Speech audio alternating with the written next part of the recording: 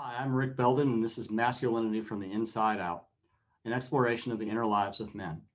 If you find this content valuable, please like, share, and ring the bell for notifications. Thank you.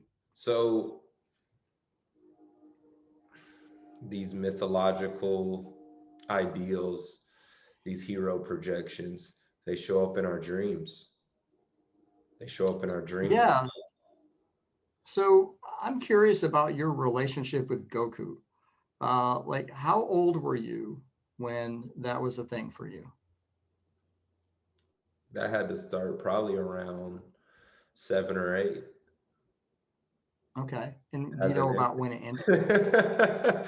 Hasn't ended yet. But I mean, really, I think definitely was between probably like 7 and 10, 7 and 10, 7 and 11, something like that. When I was completely, I mean, obsessed. I would watch it. I would watch Dragon Ball Z after school. I would stay up late and watch it on gosh, what was that? Adult Swim. Adult Mhm. Swim used to show Dragon Ball GT. Yeah, So now we're reflecting back to our previous discussion right. Yeah. about like how you connect with earlier ages.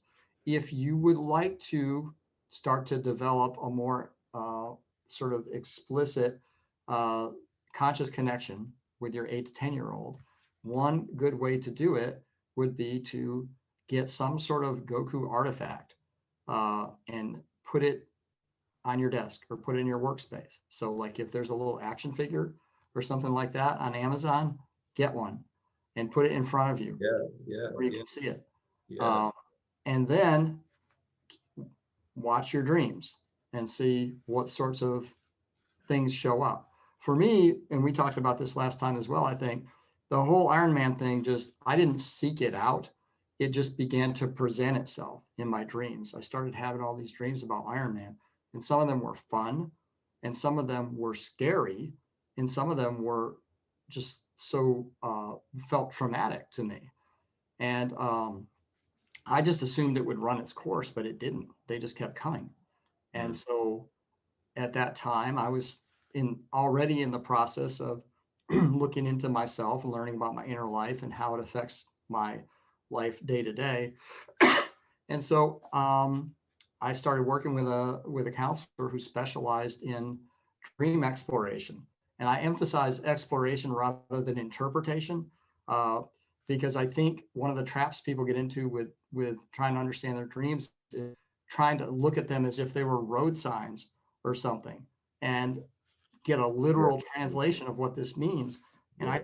I think it's more productive to go in there Really. Yeah. at, yeah, to go in with with a posture of curiosity and exploration Yeah. rather than me, conscious me that's talking to you right now, trying to translate and interpret all this stuff from this dream.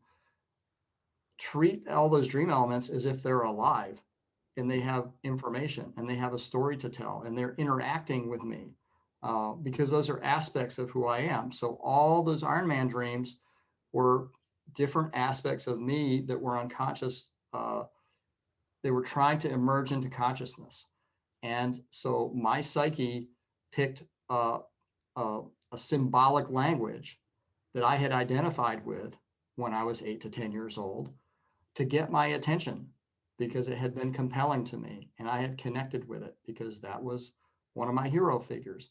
That was a fictional character that I saw that embodied qualities not only that I would like to have, but qualities that I already had. So the kind of central part of the Iron Man mythos is a couple things. One is his heart has been injured. And so that's why he puts the armor around himself. And so I didn't make that connection when I was a kid, but it connected with me on some level that my heart was injured and I needed to armor to protect myself. And then the other part of him was that he was a super smart genius guy, and but he didn't want anybody to know that he had this heart issue and that he had this alter ego, and so he covered his face and created an alter ego that in the original it's like, oh, Iron Man's my bodyguard. That's not me. That's my bodyguard. That's somebody else. So there are all these sort of metaphorical layers to this thing that made sense to me intuitively as an as an 8-year-old or a 9-year-old or a 10-year-old. And then as a 28-year-old or a 29-year-old, I had reached a point in my life where the narratives and the identity that I had chosen for myself out of that time was exhausted. And so the decision point and the information around that decision point, this whole Iron Man mythology, represented itself to me in my dreams. Mhm. And paying attention to that and following it and allowing it to develop, it changed the course of my life. And I guess in some ways it put my life probably back on, started to move it back on the track that it would have been on if I hadn't been hurt so badly as a child. So you can go back and revisit your childhood heroes and know them in a new way. Right. And so one way to do it is, like, for me, it just came up, came up from the bottom, from the inside. But part of what I did as part of that process is what I recommended to you, which is that I actively engaged with it in conscious reality and said, okay, I'm going to find all those old Iron Man comic books that I had as a kid and that I gave away or that I cut up to play with and things like that. I'm Mhm. going to find an action figure and just have it on my desk, or I'm going to play with it. It's like, why not? Just play with it a little bit, see what happens. And so I really just said, okay, I'm all in with this process. So for some people, it might come from the inside out, like it did with me, and then I reinforce it, the relationship and the process on the outside by making conscious decisions to go, I'm going to get this or that. What I suggested to you is another way to kind of open the gateway and see if anything's there, which is get yourself a little Goku, put it on your desk, Yeah. watch a few episodes on YouTube or wherever you can find them. See what comes up in you. See if there's still an identification with that hero. Um, because a lot of the times when we attach to things so strongly when we're so young, especially if there's any trauma around us and we're trying to, we're searching for narratives and heroes and so forth to get us through it, that connection will still be there in some And I, fashion. and I think, it does tie into our discussion last week too, where, if you can reconnect with a childhood hero, how you said you had exhausted a certain identity that you took out of it. Well, there was also like a feeling present, a feeling like I remember whenever Dragon Ball Z would come on TV, I would get so excited. I would be so locked in. I would I would want to like copy all of his fighting moves and all of that. And there was this, Isn't that fun? When you think about it, doesn't yeah, that yeah. I mean, fun? it's There's a fun aspect to it. it's amazing. It really is amazing. And so to reconnect with that, um, I mean, I got to be real with you. Like I'm still connected to this Sure. to Dragon Ball Z. Yeah, I mean, I don't really still watch the shows, but um, I mean, he's been a hero. Goku has been a hero that I've learned in a new way so much over time that actually, you talked about getting a toy of him off Amazon. I was actually planning like some sort of like little Goku figure is like one of my Mhm. next tattoos. So, but what I was saying was that like it gets you into going to reconnect with a childhood hero kind of can open up that heart space, get you back into the emotional body of your childhood self before you Yes. start to push so many aspects away, Right. before. So like before you know it, whatever your childhood hero, Iron Man, Goku, Superman, Hulk, whatever, it's just like everything else. It starts to become this thing that you understand conceptually and analytically as you've gotten away from yourself. But if you come back to this, how you were as a kid, whenever it emerged to you as meaningful or worthy of an ideal hero, reconnecting with that emotion that you felt does a lot. Does a Yeah. lot. Yeah. Yeah. And it actually, it's a way of kind of closing the loop on that experience that you started. You started something when you were 8 or 9 or 10 years old with when you established a relationship with that character as a model or as a hero or as some sort of aspirational figure that expressed and exhibited qualities that you want to have in yourself. And so it's almost like there's something unfinished there, that's potentially waiting for you to come back in. Now, in my case, it was big unfinished business. It might not be the case for you. It might not be the case for everybody.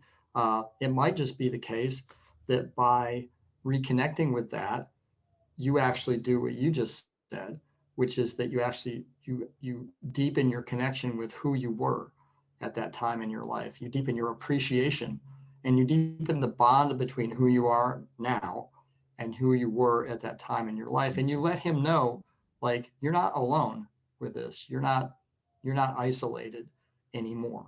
You know, there's an adult here who's paying attention to you, who values what you value. Yeah.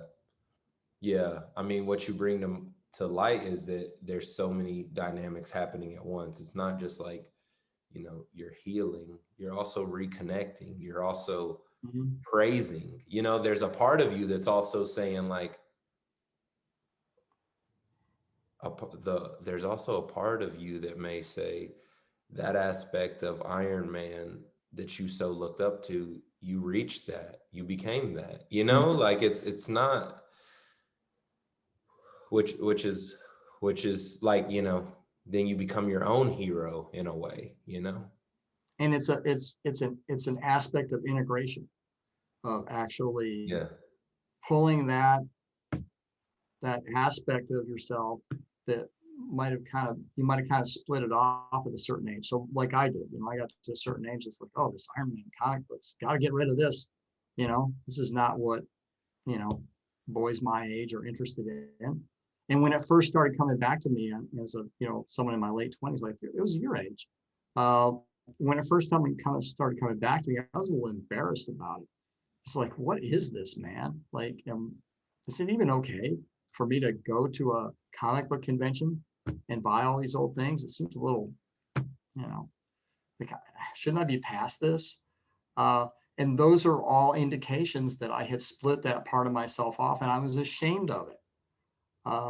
And that it needed to be pulled back in so that I could be more whole, so that I could have access to all the qualities of self that were split off when I split off that part of myself that identified with all that. What did that process feel like? What did it feel like? Well, it felt very compelling. So in other words, it didn't feel like something I could ignore. As I said initially, I felt embarrassed. Like I would go to my dream counselor, I'd say, "Oh God, I had another one. I had 3 more of these Iron Man dreams in the last week." Uh, but as I gave myself to it and made space for it, just to say, okay, I'm just going to be kind of neutral about this and see where this leads. I really got into it. I got into it more and more and more. So one of the things I did when I was a child is, we didn't have action figures when I was a child for things like this. So I would actually find the most sort of intact, complete drawing of Iron Man in one of the comics I could find, and I'd cut it out with scissors, and I'd put it on a piece of cardboard with some tape, and I'd play with that. That was my action figure. And so one of the things I did, I was journaling a lot, and so I started doing collages. I started cutting out these Iron Man figures like I used to when I was a child and putting them in my journal. Or I made a big collage of all these images, and it was fun. I liked it. I enjoyed it. It was liberating for me to do it, and it felt intriguing. I became very curious about, like, where is this? What is this really all about? It seems like there's something going on here. So I enjoyed it. At the same time, there was still a little voice there going, you shouldn't be doing this. You're spending a lot of time on this. This isn't something a 28-year-old man should be doing.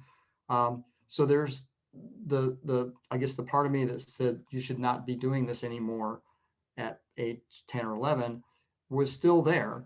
And again, it's protective, right? We've talked about the inner critic. It was an aspect of my inner critic that was trying to protect me from being criticized for devoting so much of my time and energy to something that was childish. in a lot of people's view. So it was a mix of all those things, but it was a very rich experience for me, and in some ways I miss it because I got to a certain point where I started to actualize some things, and a book came out. My first book came out of it, and and then I noticed it's like I'm not having Iron Man dreams anymore, or I might have one a year. It's just like, oh, that's over, you know. And it's over because I integrated it into myself, and I also integrated it into the way that I approach my life. So I didn't Iron Man did not need to constantly be banging on the door saying, "Hey, pay attention to me," which was actually my little guy in an Iron Man suit saying, "Hey, pay attention to me." What's up? This is Chris Wilson. Thank you so much for checking out the content, and I hope you found value within it. If you did, please like, subscribe, and share, as it helps the channel grow and helps me continue my work of seeking deeper truths and sharing it with the world.